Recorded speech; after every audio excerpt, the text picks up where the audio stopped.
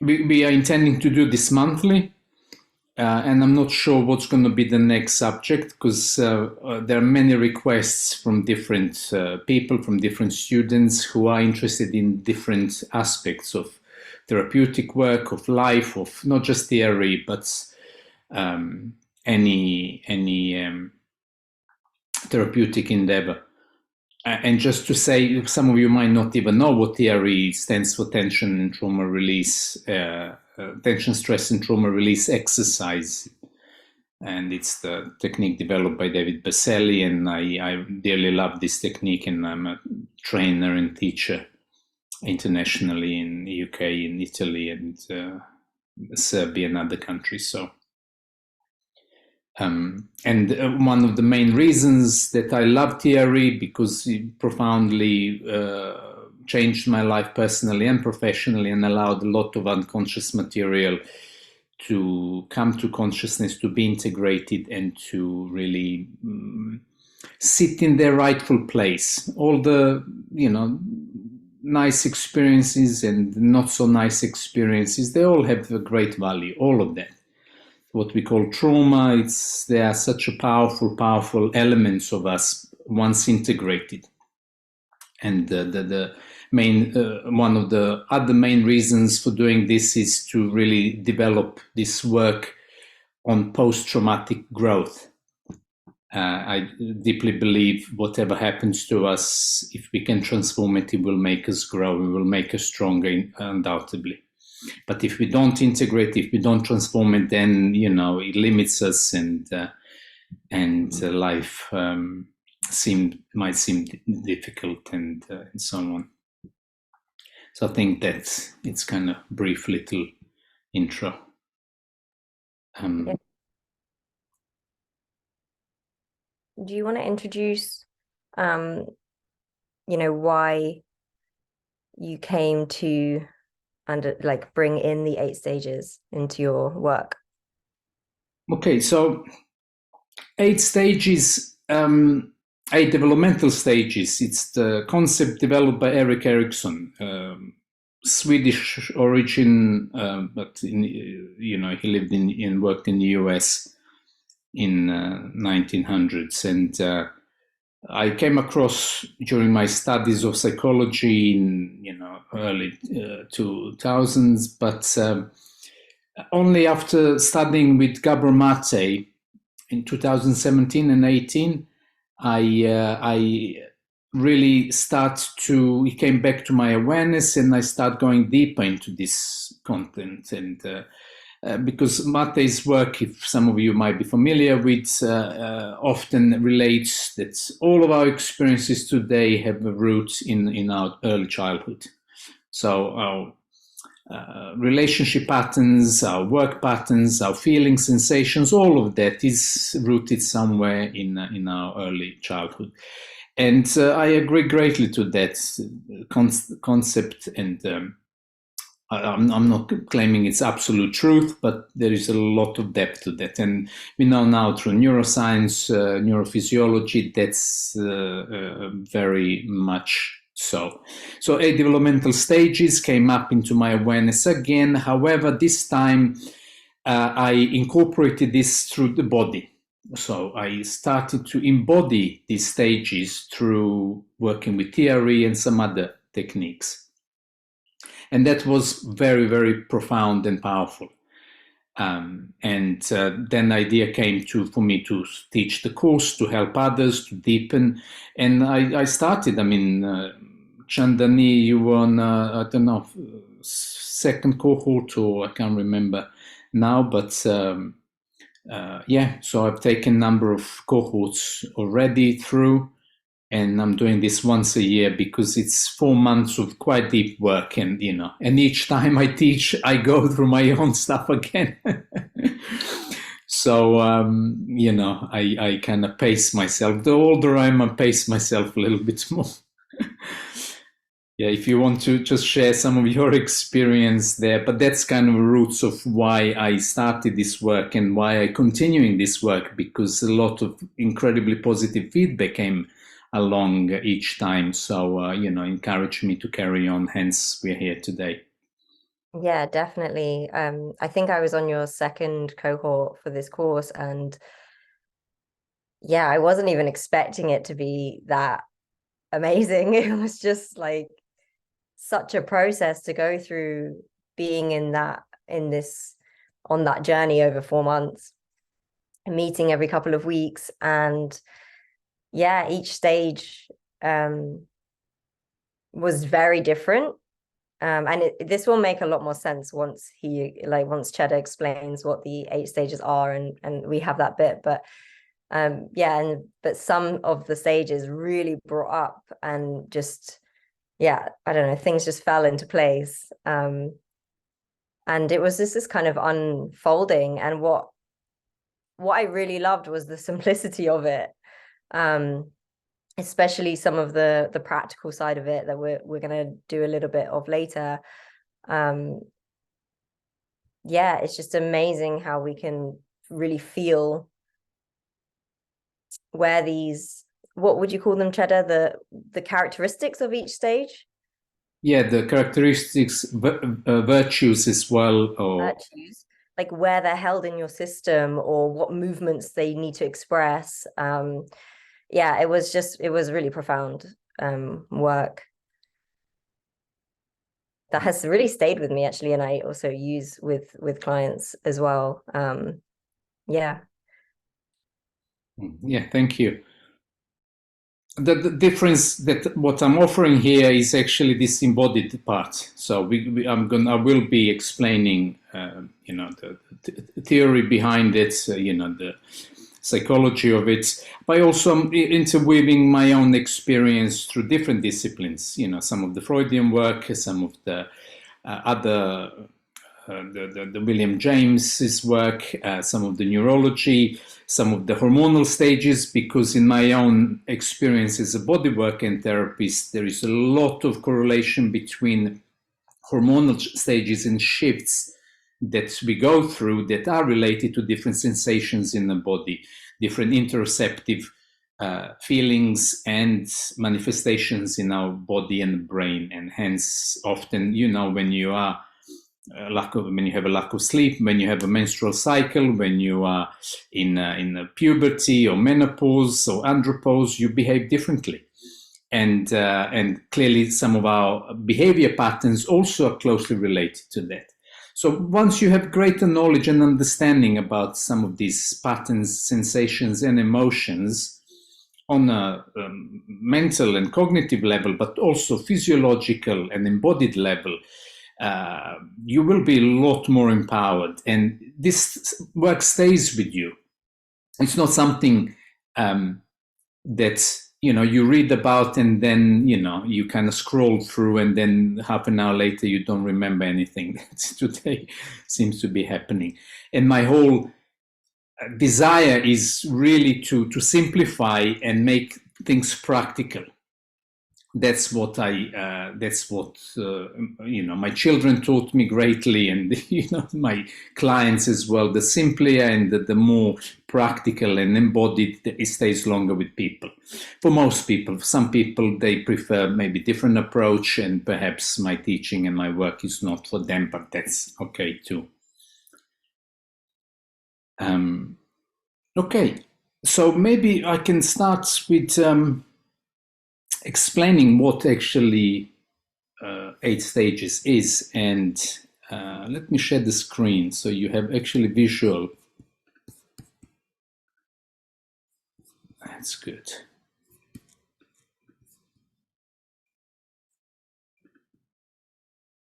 Can you see it? Okay. Yep. Okay. So Erickson's psychosocial development, as he calls it, and to me, it really stuck out in recent years that the somatic part was missing, and I was saying, okay, let's bring somatic part or body part into this. But his psychosocial evaluation and identification of stages, to me, it's very powerful and really spot on. So he talks about The first stage, it's from infancy, from birth to 18 months approximately, and you develop these virtues and characteristics like trust and mistrust. Later on, like from 18 months to 3 years as a toddler, you develop autonomy. Or if you don't develop or complete some of these stages, then you develop the opposite, which is shame and doubt.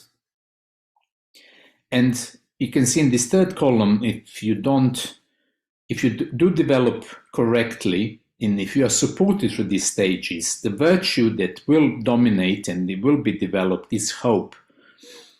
And often we see, for example, that's in the first stage, we see that a lot of people have deep mistrust into the world, into others, into themselves. And often they blame their parents, they blame their partners, they blame someone. But if you look back what has happened, why did you not have a trust? And if you look at that neurologically, I would bring, to me, this first stage is really important because I'm developing and I develop some other work related to primitive reflexes and other movements. Because the whole body develops through this, very strongly through this first 18 months. And I would include also preceding period, the uterine period. It's really important, and I include that in this work. Because some of us might have a memory from the pre-birth stage as well, and what I also found that after you're born, for example, in neuroscience, we know that number of synapses, which is the connections between your neurons in the brain that form your awareness, consciousness, and knowledge. The number is staggering. The number is over 1 million a second synapses are formed in the newborn. So just to give you a little perspective on that, 1 million synapses means that this explosion of activity, is it electrical, neurological, electromagnetic, energetic activities, pulsating, millions and millions and millions and millions synapses are working all the time. So if you were hugged, held, cared for, these synapses are forming particular structures, the brain structures, the body structures, these psychosocial structures of trust, of hope, of safety, of openness, and so on. But if your situation and development has been affected, has been traumatized, and not supported enough, then clearly these synapses will be firing different information. And so if we go back to these early stages, and then you can really engage and feel that, and it can be quite challenging for some of us, that includes myself, very challenging early weeks of my life, but it was such a transformational to understand where this comes from, this trust or lack of trust in myself or the world or others.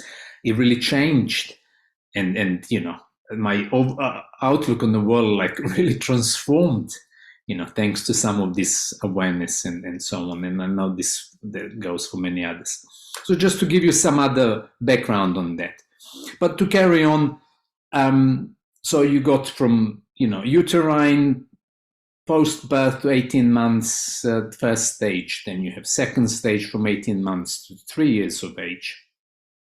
And also in this stage, just to add, is that you go through the anal stage and genital stage. These are also really fundamental stages. So how you were handled and how you became autonomous in your anal and your genital stage. So your excretions, which is fundamental parts of who you are, also develop this sense of autonomy or shame and doubts about yourself. Then further on, we go into the third stage, this preschooling stage, 3 to 5, when initiative versus guilt comes into play. where if we were supported enough, if we have completed this stage, in a let's say correct way or supportive way, then sense of purpose will emerge. And some of us are lacking sense of purpose often in life. So often with some of my clients, when we go back and we visit some of these events, aha moments to take place. The fourth stage is school stage, the elementary school, early school, where this so-called industry versus inferiority. Industry in reality is kind of a competency.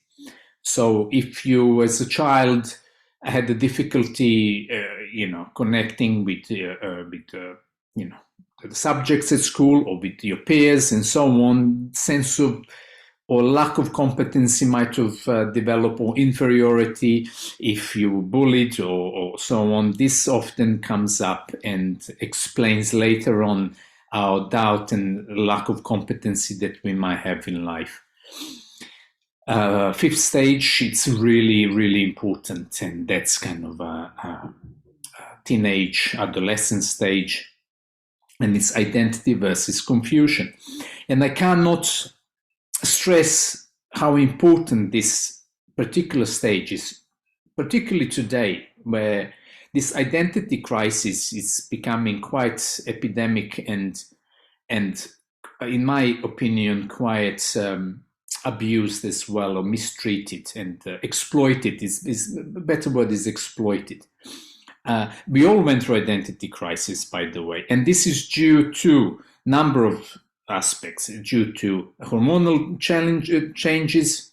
First of all, second of all, this stage is a bridge from the family of origin, so the social circuits where you live in the family of origin, and then you're moving out into the bigger world there.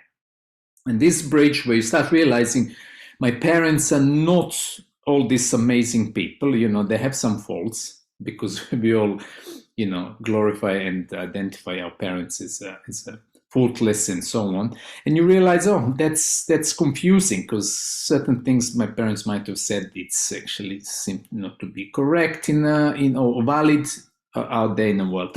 So the other stage is connection with other people, engaging with sexuality also. So the complexities of this stage are so massive, and I really wish people who have serious doubt about their identity really should study this, but not study just mentally. They need to embody this work.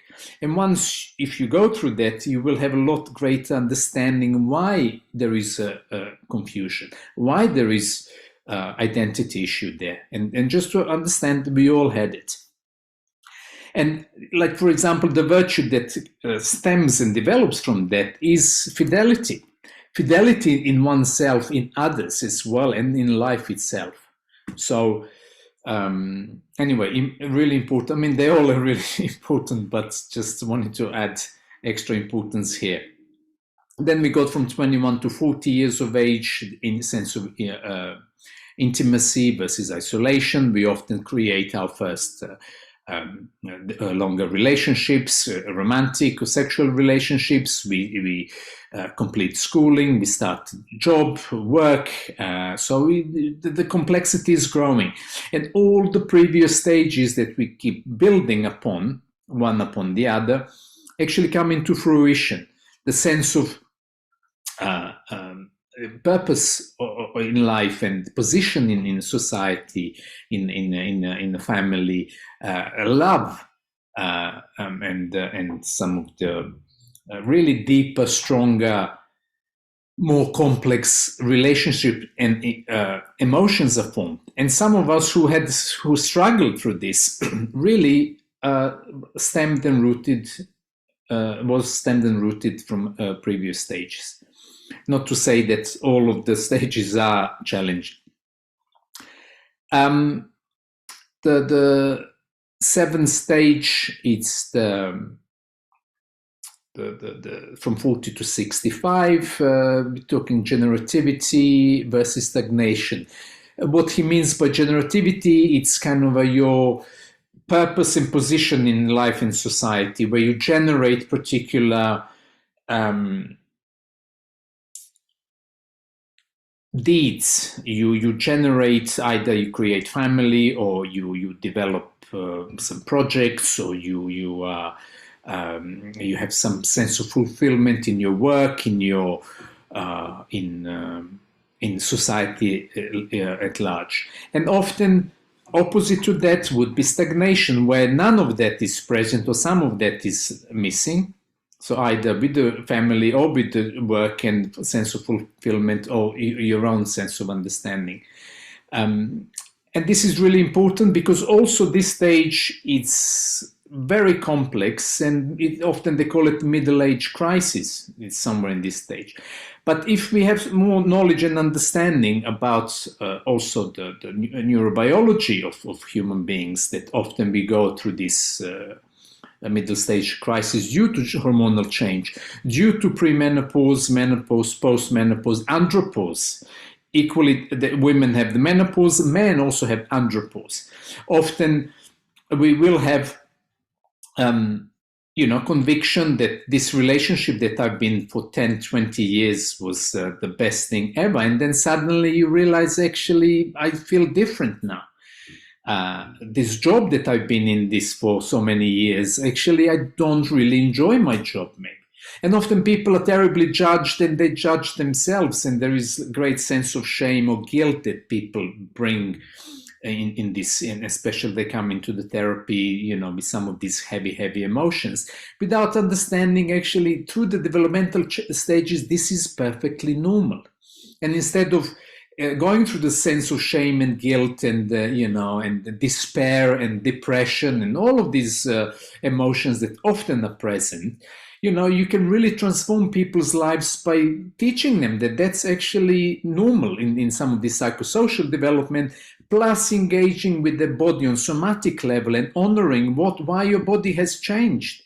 Because if your body changes, your sensations, your feelings, your emotions will change. And vice versa, because we are the single unit of function, multidimensional function. So in that way, you are developing greater sense of compassion and knowledge. And compassion comes from knowledge. Often I hear the word, compassion and the empathy. And of course, they are basic human feelings for most of us. Not everyone has that. But what I found, that compassion is actually more developed with the greater knowledge. That you understand others' points of view, and you tolerate others' points of view, and you have greater compassion for others and for oneself as well. And the last stage is 65 plus, where you either develop integrity or despair. And the virtue is obviously wisdom.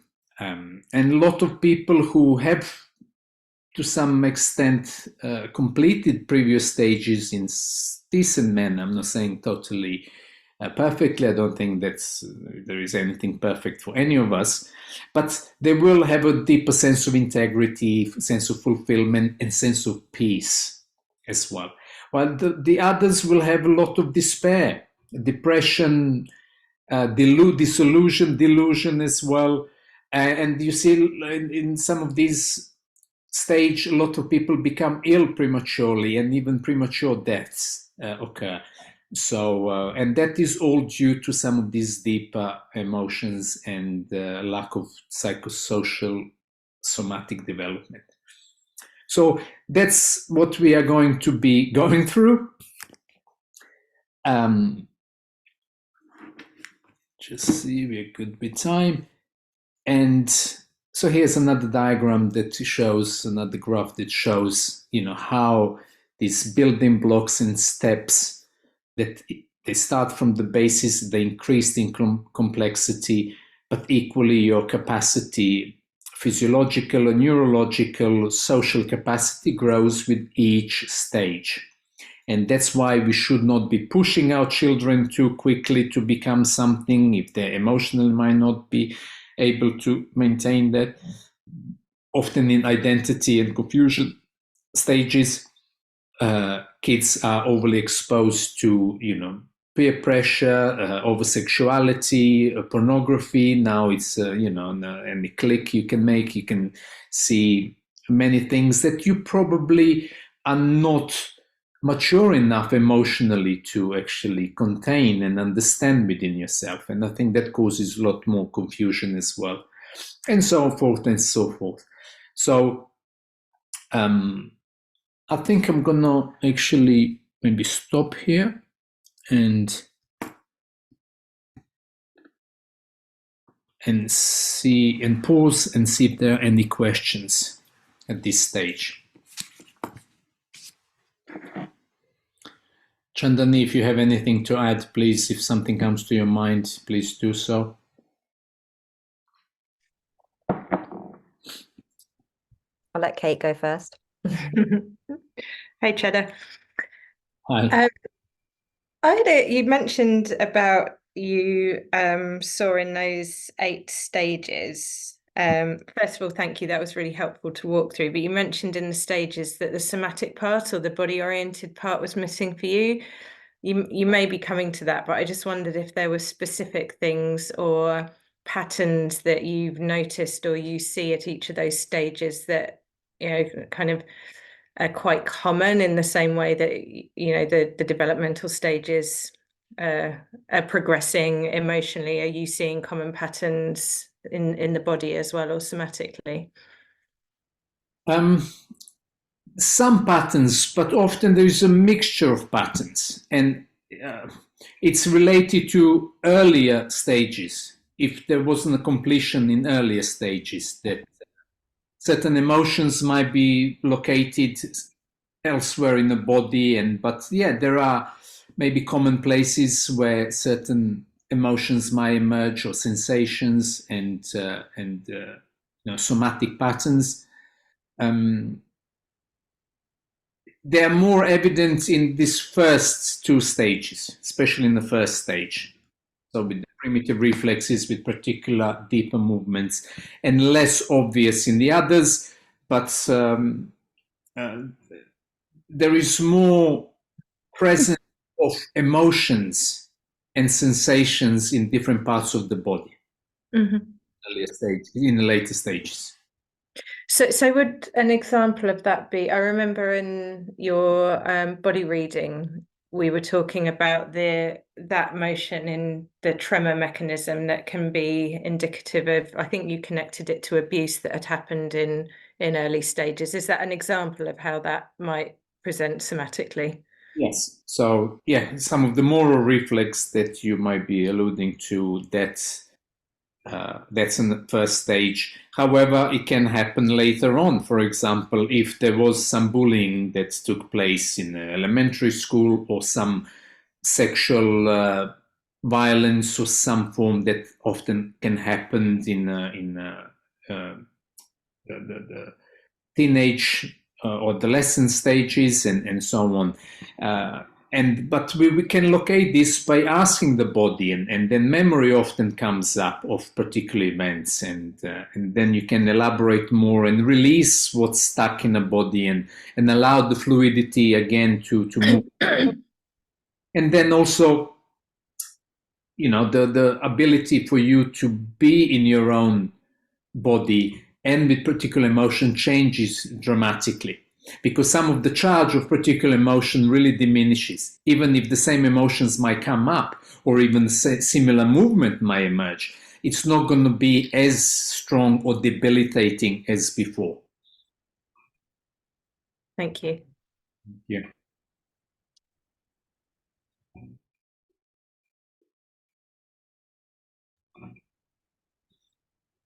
Yeah, and just to say, if anyone has a question they want to put in the chat, I'm happy to read them out to Holly.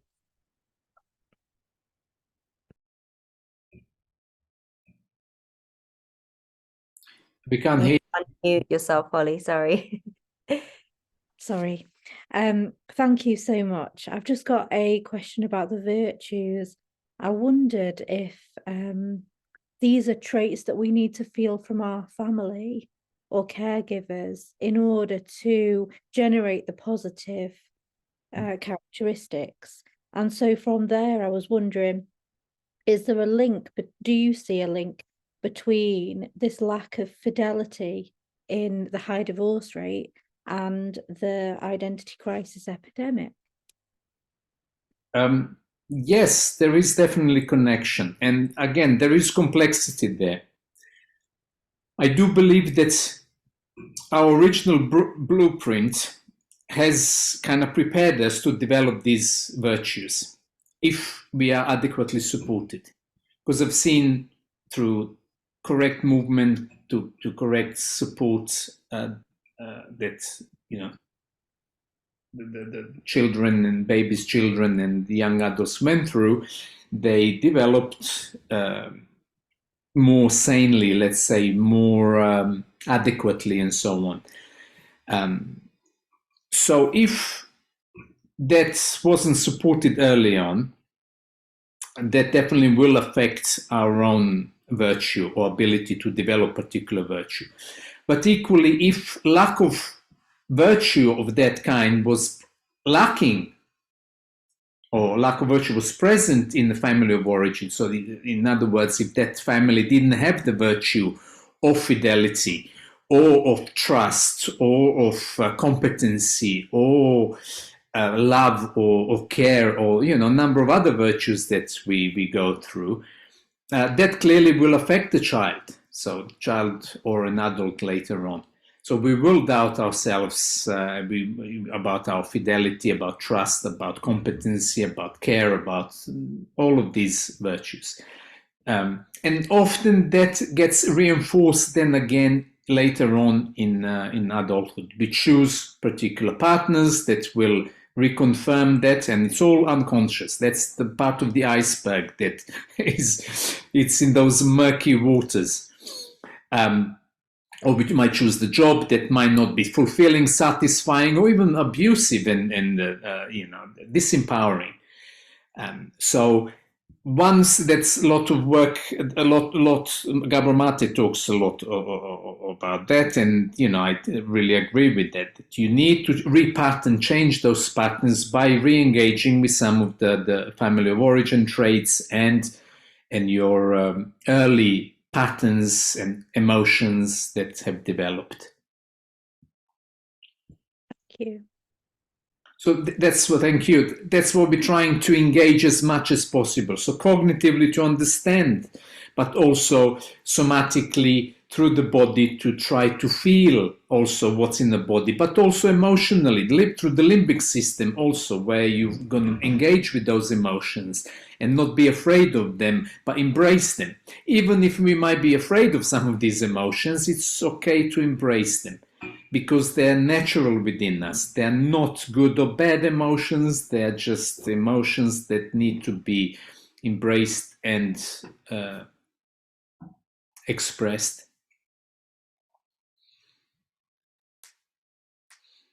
Yeah, I think that was one of the things that you really helped me to embody throughout that course, was to, you know, really experience some of these emotions, some of them quite heavy. For me was guilt. In the third stage was quite a big process. But there's a sense of embracing and just being curious and inviting and really observing through the practical side of the course, which really helped to kind of shed this idea that there are good and bad emotions, but actually we need all of them as part of our experience, our human experience.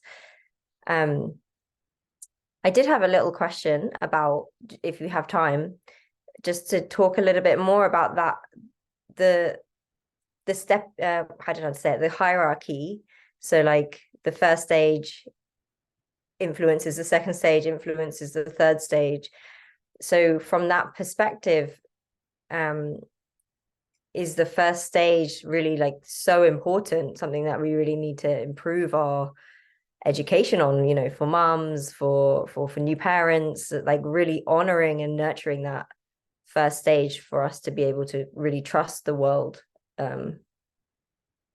Yeah, thanks. Great question. I spent many years, and it's going into decades now on this, and I do believe, and I'm going to spend probably the rest of my life exploring this deeper, because it is really fundamental. Just if you think about 1 million synapses a second, so that's about 1 trillion synapses a day, like trillion a day. That's unfathomable even, so it's and the reason why that's also important, because you've been through some of my courses, that the brain develops from bottom up, and it grows like a seed. So it starts from the spinal cord and the brain stem, then into the midbrain and the limbic system, and then comes up into the neocortex and the prefrontal cortex, which governs our thinking, some of our behaviors and motor function. So these early stages are really important, because the newborn brain has not been developed. It doesn't have the cognitive capacity, it doesn't have the formation of neocortex and prefrontal cortex and orbital and all of this. Insula, for example, which governs the sensations in the body and interoception. Actually, there are particular cells that are formed at the age of 4, and that seemed to be the quite unique experience in humans only. That some of these cells are formed, and it goes to show you that's like a third stage there that is formed. So equally, prior to that, you would have a limbic system, emotions also being formed, because baby doesn't necessarily have an emotion or ability to emote in a way as adult does at the first months, but through sensations, it's developing and learning how to emote and become emotionally intelligent and able and capable. So, and this stays with us for the rest of our life. It can be modified, of course, and improved. But if we have a good start at the beginning, why not, have a good start? Why do a repair, a few decades later, which is more difficult than having a good start and really utilize the majority of the brain and the body as we could do. Yeah, so I hope that explains it a little bit more. Yeah, amazing. Okay, should we do a little bit? Yeah. Is that good to do a little bit of exploration? So let's, as I said, I'm a practical guy. So we're not going to do TRE. Usually what we do in the course, it's just to add, I'll complete this at the end, but the group is small, up to 12 people only. So I keep that, because a lot of people share some intimate parts, and once we start, there is no joining in or and so on, because of that intimacy and sharing and safety and this journey through 16 weeks. So we'll be going through each stage, and often we'll be going through some of the exercises, and might be TRE, or people might be lying down or sitting up. You're free to do whatever you want to do, but the advantage that you might do TRE, because it will stimulate involuntary movements, and it will help the deeper transformation, opening of some of these deeper processes, because sometimes cognitively or even interoceptively, just by you sitting and feeling particular part of the body might be useful. But if you start moving and allowing the deeper involuntary movements, which are often expression of some of these deeper emotions, the effect of the work is a lot greater. And that is my experience.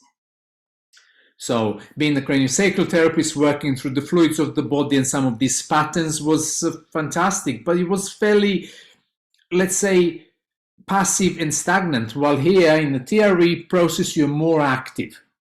In any movement process, you're more active, and that seemed to bring different element to this work.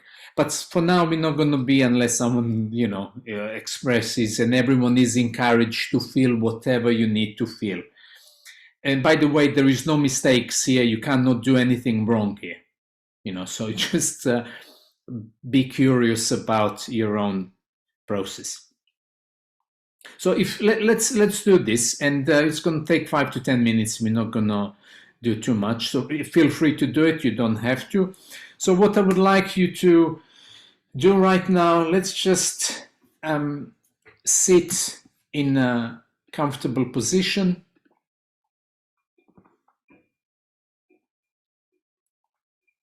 Or lie in a comfortable position and bring awareness to your body as it is. So no judgment, just feel your body as it is.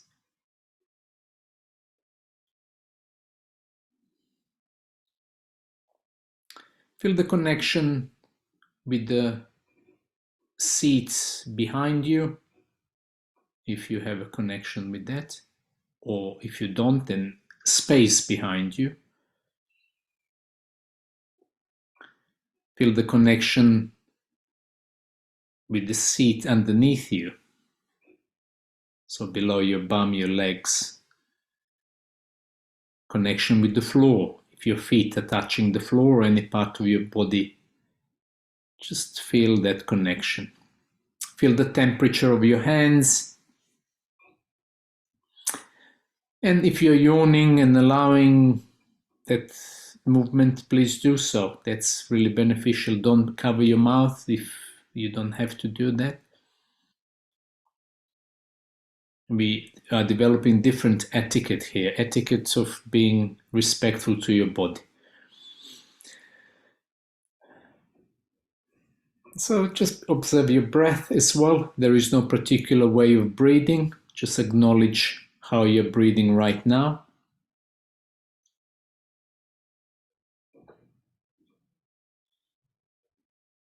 And then I'd like you to sink your awareness into your body and feel where do you feel sense of openness?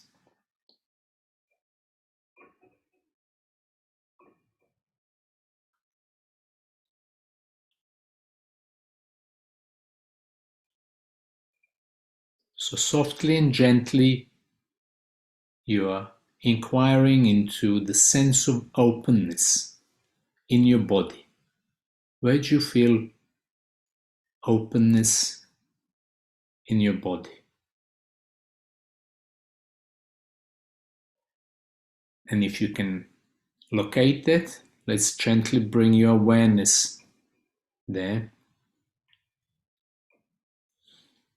Let's bring your breath there.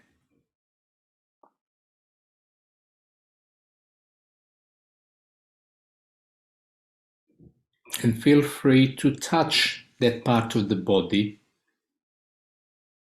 So to connect kinesthetically to the part of the body that you feel open or openness.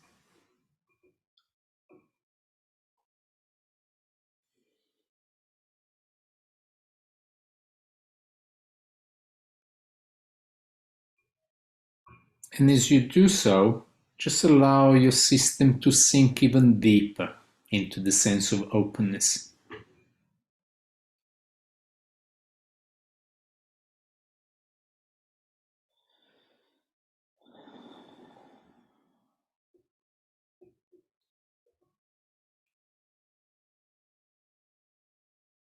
You can have your eyes closed or your eyes open, whatever works for you. But just allowing this deeper engagement, deeper sinking into your own body and the sense of openness.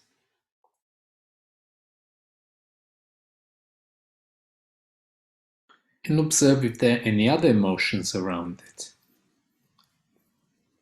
or any other sensations. There might be a memory that comes into your awareness or not. Just be with whatever is.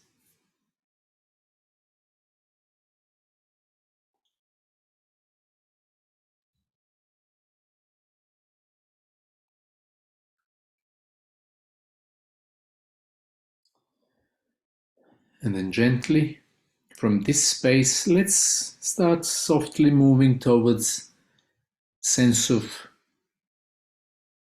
being closed or less open. Where in your body there is a sense or lack of openness, probably sense of suspicion,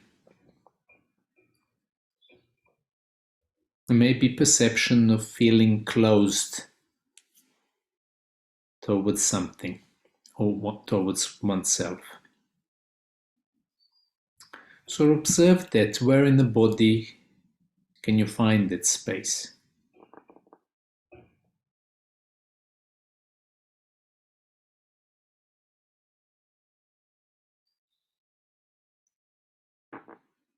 So no judgment, just soft awareness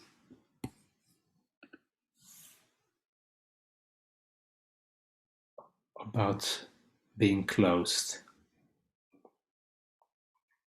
And I want you to bring your breath into that area.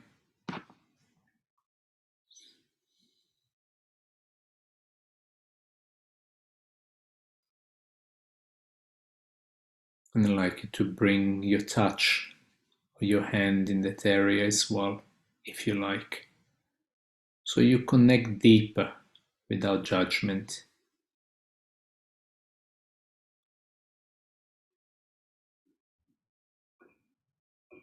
And as you connect with the sense of suspicion and being closed, observe what changes for you. What sensations or emotions emerge from that space.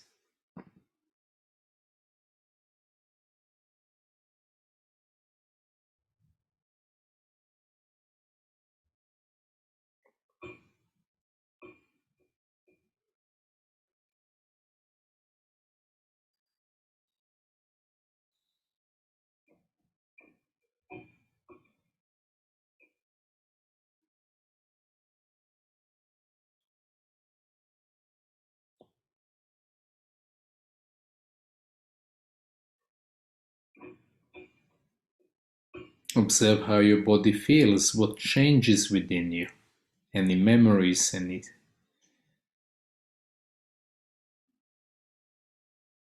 anything that comes into your awareness.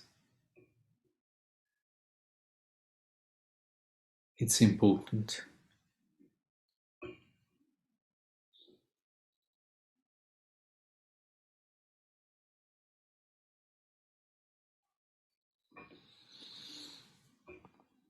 And then slowly from here, you're going to start bringing your awareness back to the openness.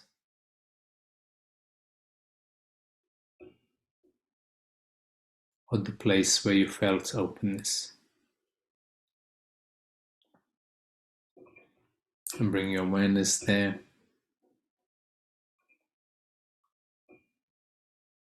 Bring your breath there. Maybe contact with your hands.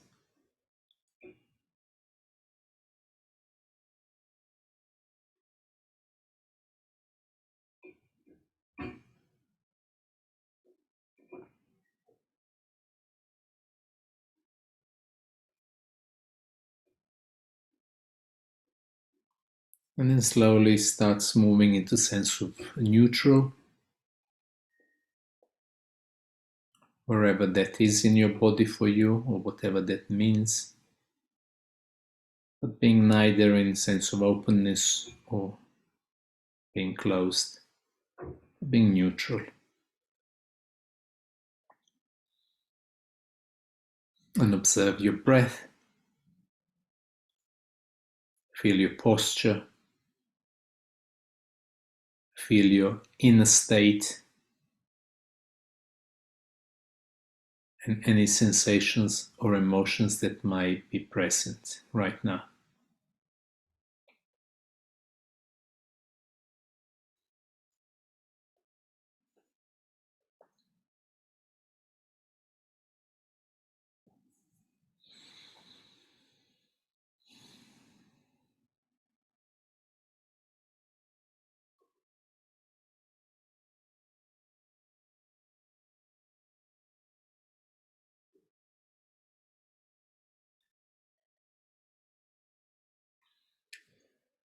And then slowly, we're going to start coming back into the room.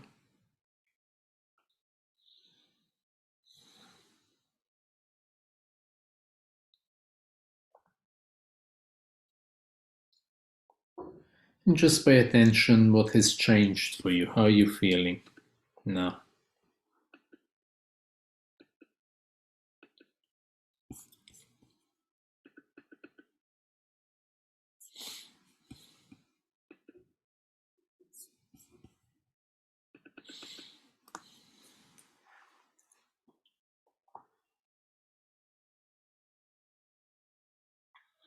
Okay, so that was a example of part of the practice. This particular segment was part of stage 1, but there are other 8 emotions that we go through in stage 1. So, and you might take away where that openness is, sense of openness or sense of suspicion and being closed. And just be with it.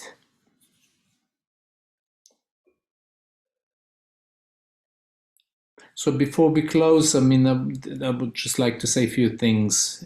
Just want to check if there are any questions, any comments.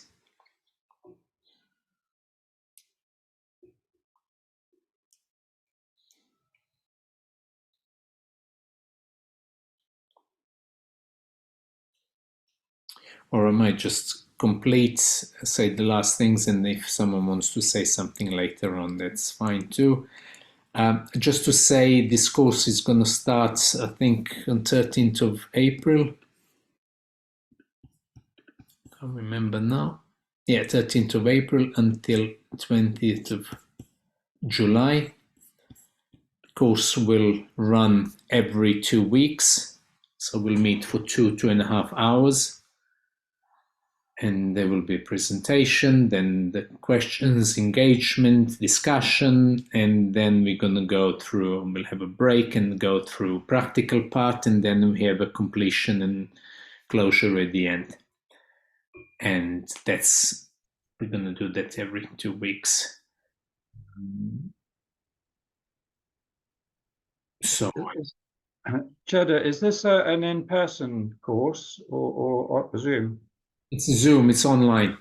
Okay, thank you.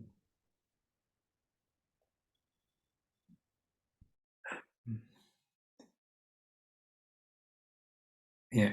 So as I said, the number of maximum is 12 people, and we go through that stages, and I'll bring on the table a lot more, but at least you have a little taster, and I hope it's clearer now.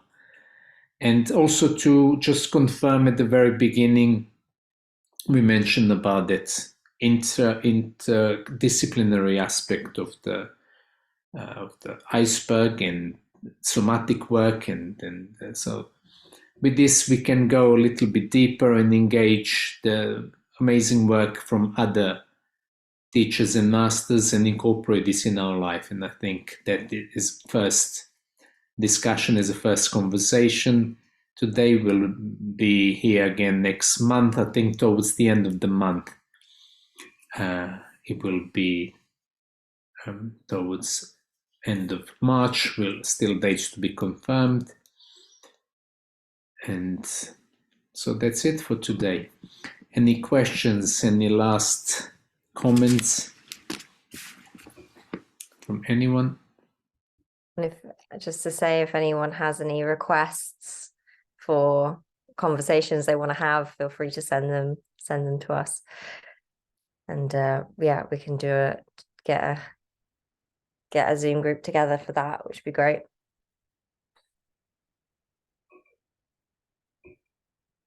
Yeah, we're definitely committing to a number of things. I mean, as I mentioned, I'm working with this guy on the brain science, and I'm gonna be doing some brain work with you. That's for sure. It's blowing my brains as well, and I'm really enjoying it. And I'll try my best to blow your brains as well.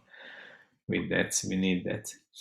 But also different somatic work and different psychological work and spiritual work, and whatever, as we live in this complex universe. So I'll make sure I'll bring a lot more on the table, and hope to see you soon.